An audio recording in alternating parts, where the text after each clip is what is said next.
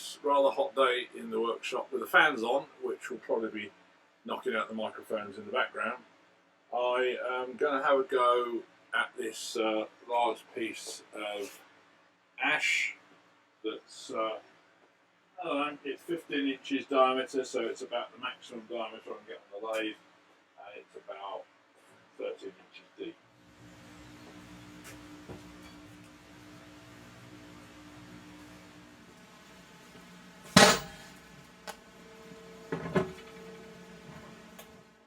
Well, it's on, but I think the lathe is going to be doing a lot of dancing.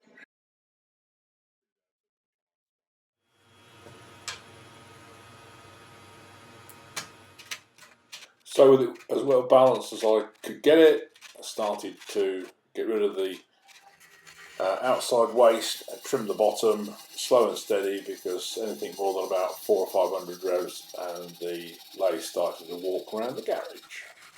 After I'd knocked a couple of the lumps off the outside, I went back to the big spindle roughing gouge, and that worked very well because the wood here is soaking. It's really wet. And there's a few quite substantial cracks developing in the wood already. Obviously I'm doing this as an end grain hollow form, so I shall have to watch that and glue them up as I go. Mostly continued with the large spindle roughing gouge just to reduce the shape as quickly as possible. Some nice patination here in the ash, so I have to try and see what I can preserve, but I'm a bit worried about those cracks. So now just going to take some more waste out the top and try and figure out what shape this is looking like.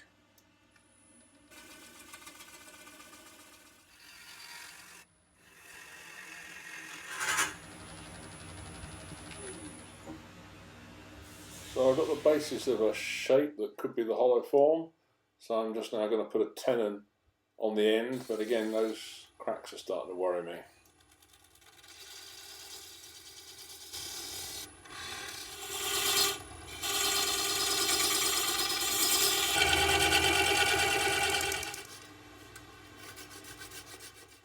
So this is going to be the top end that I'm going to hollow out through. I've got the tenon there in case I need to re-grip it and remount it to turn the other end. This is very much a suck it and see exercise.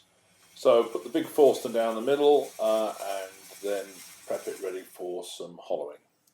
Because the cracks are there, I'm going to fill the cracks with some super glue and whatever dust. Probably use coffee grounds. Sealing the wood with oil or standing sealer or anything really will just stop the super glue from staining and creating a horrible mark. The oil was quickly absorbed in, so I did all the gluing, but it's still looking a bit dodgy.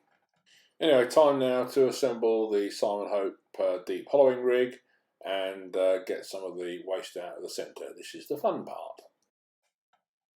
First, the base piece is assembled with the bolt going through the middle of the bedway, with the vertical shaft then positioned somewhere, put on the articulating arm, and then the upright piece which holds the laser guide.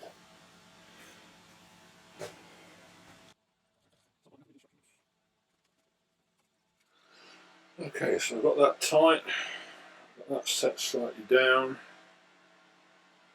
I've got to get the laser so that it's vertical.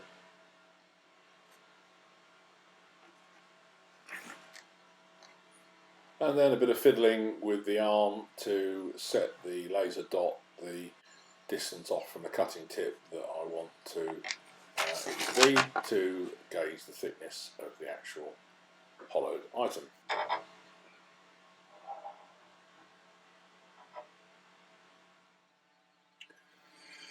Okay, so I've now put the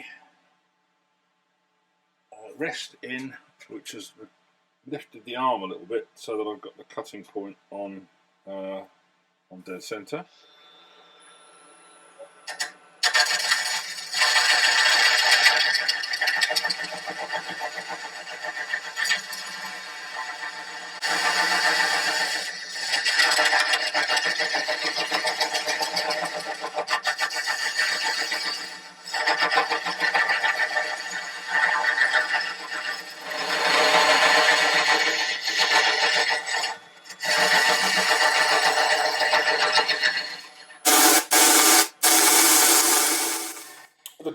cutting tip, as long as it's on dead centre, works really well. You just have to slog away, pulling out the waste, making sure that the carbide tip doesn't sort of bury itself right in the wood, because it will happily cut a little furrow, and you don't want it to get jammed behind some wood that you've not cut out. So it's just like any other hollowing, just sweep and pull, sweep and pull.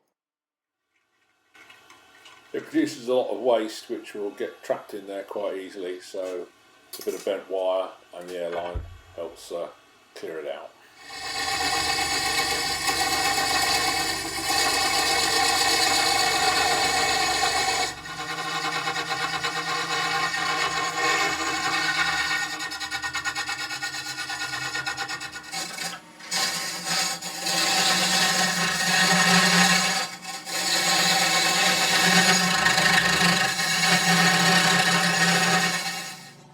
Quick double check with the feeler gauge just to make sure that the laser depth is telling the truth, which it pretty much is.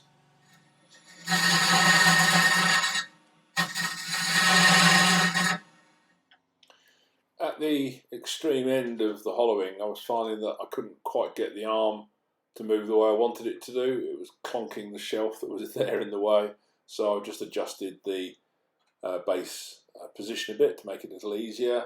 The whole rig does start to chatter as it gets into the greater depth, so you need to make sure that the tool rest is as close as possible to the actual wood to give you as much support as possible.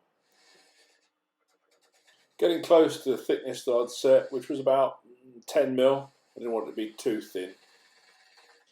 And I'm going to leave it a bit thicker at the bottom to give it some stability. What's it look like in there before I try and use the scraper, stick the endoscope in, have a look? Well, it's actually quite a reasonable finish actually, straight off the carbide. A few little lines as you'd expect, but the bottom's actually remarkably smooth. It is still very wet in there and there are still some fairly big cracks.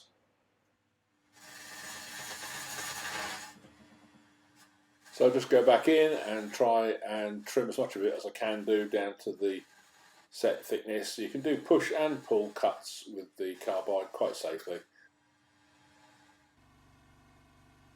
At this point I realised that, as you can see there, the wood is starting to fall apart on me where the cracks are all sort of coming together. So I've had to stop the hollowing and got to now glue up and see what the next step's going to be.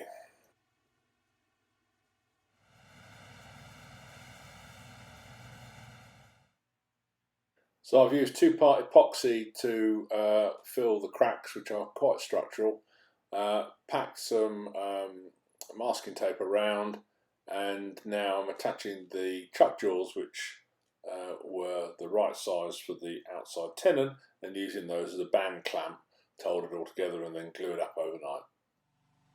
Well, the gluing was quite successful, so I took the chuck off and remounted it because the faceplate was still left on, so it's all true and square, to now finish off the inside.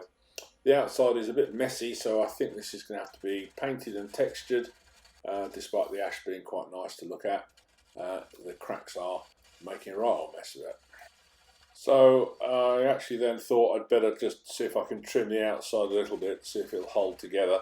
So I just use a 1/2-inch spindle gouge to trim off the bits that have distorted through the gluing process. Carefully does it because it's a bit fragile. I forgot to record me using the shear scraper on the Simon Hope rig to trim the inside, but that worked quite well.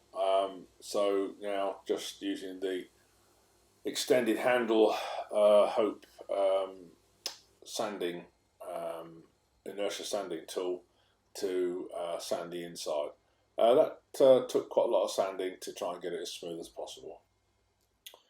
And then at this point I realised that the cracks are opening up as it's drying in different places. So loads more super glue, some regular with coffee grounds and some with the black rubbery stuff in it to basically highlight the cracks. So I think this is going to have to be textured in some shape or form to hide the cracks. So the bottom is also cracking like mad. I've left it so far quite thick, so I now need to reduce the bottom and try and work out what sort of shape is likely to be able to hold together. Of course, there are long screws holding the faceplate on, so those pencil marks are to make sure I don't go beyond it and take out the tip of my gouge. So I'm getting close to the point where I want to take the faceplate off, so I shall be doing that in a minute to make sure that I don't knacker my bowl gouge.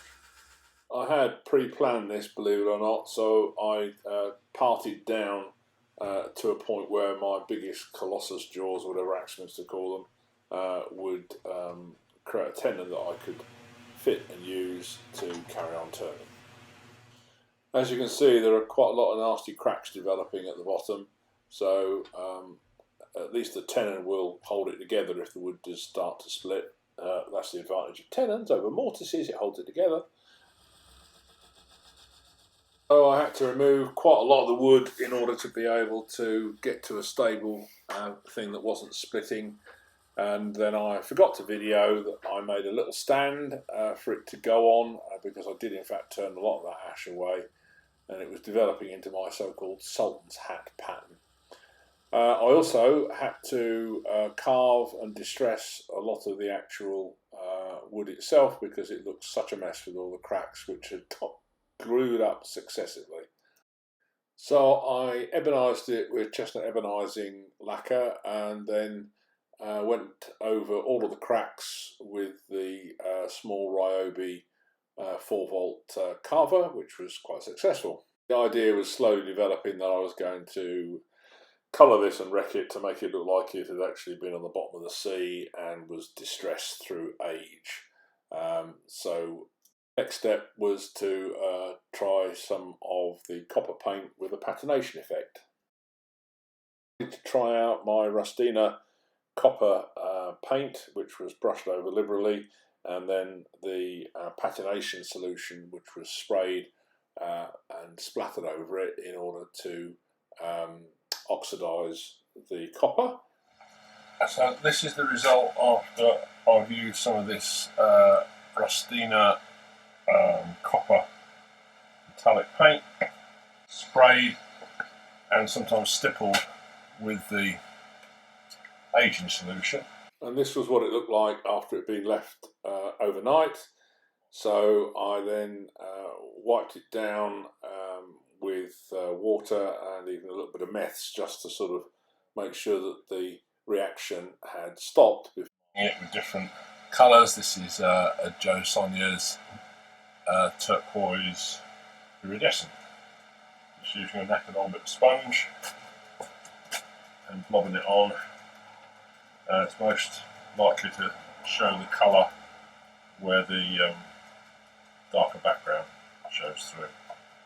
So I do this with a few different colours, a few different products, and hopefully try and bring the corroded at the bottom of the sea look a little bit more to life.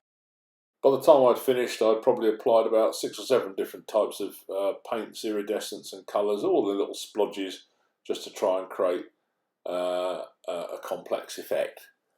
And then at the end of the day, I also decided to turn a little finial, just out of some softwood scrap, which I ebonised and then rubbed some copper embellishing wax into it in order to produce a complementary tone to the sort of coppery effect in the main piece. And then all sprayed up with a few coats of satin acrylic lacquer.